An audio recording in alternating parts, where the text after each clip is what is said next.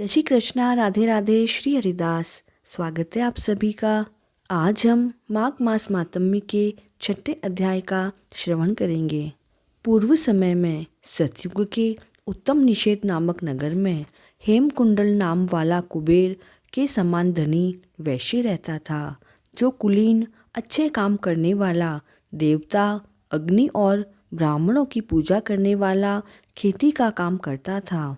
वह गो, घोड़े, भैंस आदि का पालन करता और दूध, दही, छाछ, गोबर, घास, गुड़, चीनी आदि अनेक वस्तु बेचा करता और उसने इस तरह बहुत सारा धन इकट्ठा कर लिया था। अब जब वह बूढ़ा हो गया तो मृत्यु को पास समझकर उसने धर्म के कार्य आरंभ किए। भगवान विष्णु का मंदिर बनवाया, कुआं, तालाब, बावड़ी, आम, पीपल आदि के वृक्ष तथा सुंदर बाग बगीचे लगवाए। सूर्योदय से सूर्यास्त तक वह दान करता।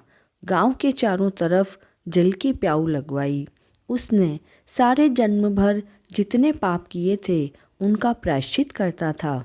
उसके 2 पुत्र हुए, जिनका नाम उसने कुंडल और विकुंडल रखा। जब दोनों लड़के युवा अवस्था को प्राप्त हुए तो हेमकुंडल वैश्य गृहस्थी का सब कार्य सौंपकर भगवान की तपस्या के निमित्त वन में चला गया और वहाँ भगवान विष्णु की आराधना में शरीर को सुखाकर अंत में विष्णु लोक को प्राप्त हुआ। उसके दोनों पुत्र लक्ष्मी के मद को प्राप्त होकर बुरे कर्मों में लग गए। वैश्यागामी वीणा और बाजे लेकर वैश्याओं के साथ गाते फिरते थे। अच्छे सुंदर वस्त्र पहनकर, सुगंधित तेल आदि लगाकर, भांड और कुशामदियों से घिरे हुए हाथी की सवारी करते थे और सुंदर घरों में रहते थे। इस प्रकार ऊपर बोए हुए बीज के समान वह अपने धन को बुरे कार्यों में नष्ट करते थे। कभी किसी सत्पात्र को दान आदि नहीं करते थे और न कभी हवन, देवता या ब्रह्मा जी की सेवा तथा भगवान विष्णु का पूजन करते। इस तरह थोड़े ही दिनों में उनका सारा धन नष्ट हो गया और वे दरिद्रता को प्राप्त होकर दुखी हुए।